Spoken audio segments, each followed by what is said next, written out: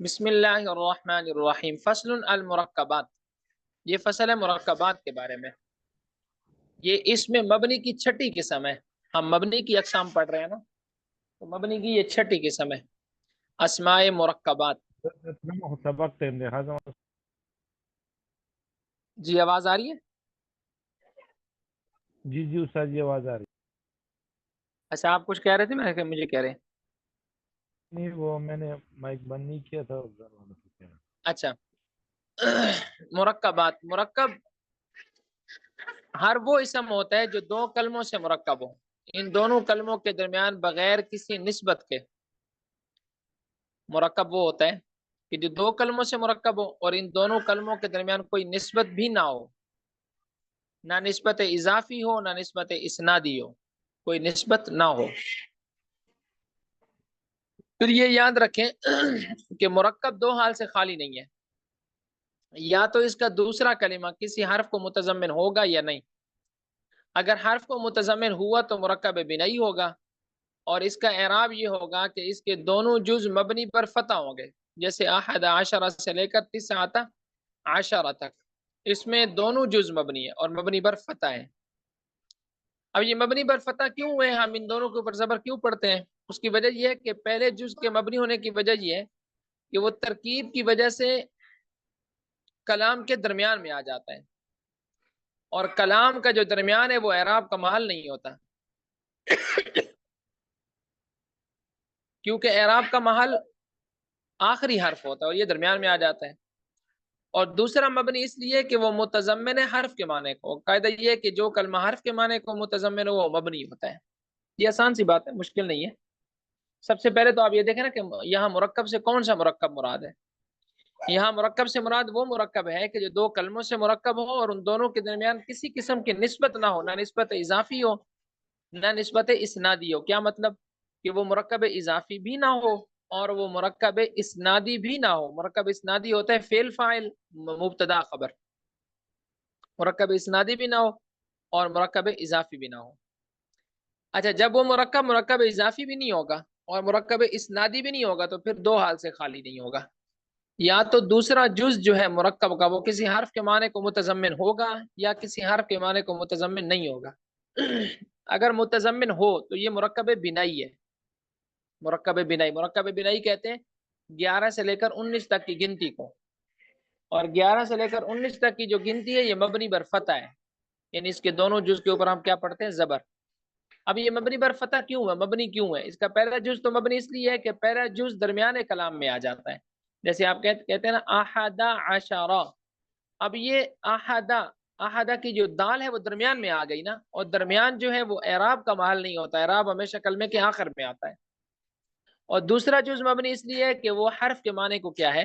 متضمن، وہ حرف کے معنی میں وہ کیا ہو جاتا ہے؟ متضمن ہو جاتا ہے۔ اس میں تھوڑی سی یہ بات بھی یاد رکھ لیں کہ یہ جو 11 سے لے کر 19 تک کی گنتی ہے یہ ہے تو مبنی، لیکن اس میں جو 12 کی گنتی ہے 12 اسنا عشرہ، اس کا پہلا جز جو ہے یہ مبنی نہیں ہے، یہ تبدیل ہوتا رہتا ہے، کبھی ہو جائے گا اسنا عشرہ، کبھی ہو جائے گا اسنئی عشرہ، یہ مبنی نہیں ہے۔ باقی سارا مرکب بنائی جو ہے یہ مبنی ہے۔ اچھا، ہم نے کہا تھا کہ مرکب دو حال سے خالی نہیں، اس کا دوسرا جز حرف کو متضمن ہوگا یا نہیں ہوگا۔ اگر حرف کو متضمن ہو تو وہ مرکب بنائی ہے، اور اگر حرف کو متضمن نہ ہو تو یہ مرکب منع صرف ہے۔ یہ کیا ہے؟ مرکب منع صرف۔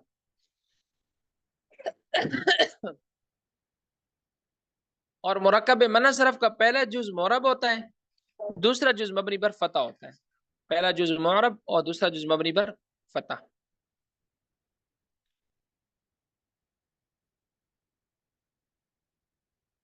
بلکہ پہلا جز مبنی پر فتح ہوگا، یہ تھوڑی سی غلطی ہو گئی۔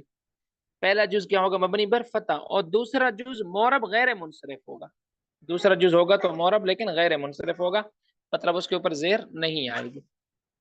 فصل المرکبات، کل اسم، مرکب ہر وہ اسم ہے اور رکب من کلمتین، جس کو جوڑا گیا ہو دو کلموں سے، لیست بینہما نسبت، ان دونوں کلموں کے درمیان نسبت نہ ہونی چاہیے، لکھا ہوا بھی ہے اسناد و اضافت، نسبت اسنادی بھی نہ ہو اور نسبت اضافی بھی نہ ہو۔ نسبت اضافی کہاں ہوتی ہے؟ مضاف اور مضاف الیہ کے درمیان، اور نسبت اسنادی کہاں ہوتی ہے؟ فعل فاعل اور مبتدا خبر کے درمیان۔ فَإِن تَضَمَّنَ الثَّانِي، پس اگر ثانی جز جو ہے متضمن ہو حرفن کسی حرف کو، یجب بناؤہما، تو ضروری ہے ان دونوں کا مبنی ہونا علی الفتح، فتح کے اوپر، یعنی دونوں کے اوپر زبر آ جائے گا. کا احد عشرہ، جس طرح کہ احد عشرہ سے لے کر الی تسعۃ عشرہ، تسعۃ عشرہ تک، 11 سے لے کر 19 تک کی گنتی. الا اثنی عشرہ، سوائے اثنی عشرہ کے، فانھا معربۃ، پس بے شک وہ معرب ہوتا ہے، کل مثنی، جس طرح کہ تثنیہ معرب ہوتا ہے. وَإِن لَّمْ يَتَضَمَّن، اور اگر وہ متضمن نہ ہو، فَفِيهَا، تو اس کے اندر لغات، کئی لغتیں ہیں، اس کے اندر کیا ہیں؟ کئی لغتیں ہیں.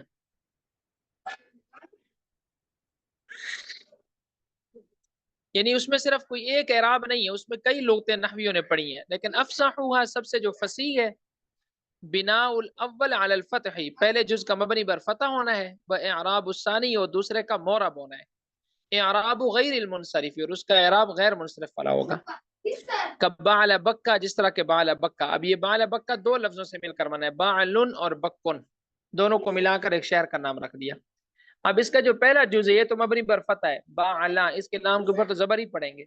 جو دوسرا جز ہے بکا، یہ غیر منصرف ہے. کیا مطلب؟ اس کے اوپر زبر بھی آ سکتی ہے، بکا پیش بھی آ سکتی ہے، بکو، لیکن تنوین اور زیر نہیں آ سکتی. بعل بکن، بعل بکن نہیں ہو سکتا، اور اسی طرح بعل بکی بھی نہیں ہو سکتا. نحو جیسے جانی بعل بکا، رأیت بعل بکا، ومررت بعل بکا، ببعل بکا. اب یہ پہلا میں نے پڑھا ہے جانی بعل بکو، اور دوسرا میں نے پڑھنا ہے رأیت بعل بکا، اور تیسرا پڑھنا ہے مررت ببعل بکی، اے ببعل بکا، تیسرا، کیونکہ کاف کے اوپر زیر نہیں آئے گی نا. فصل الکنایات. چلے یہاں تک کر لیتے ہیں، بس کافی ہے انشاءاللہ. جی یہاں تک سمجھ میں آ گیا؟ ماشاءاللہ. جی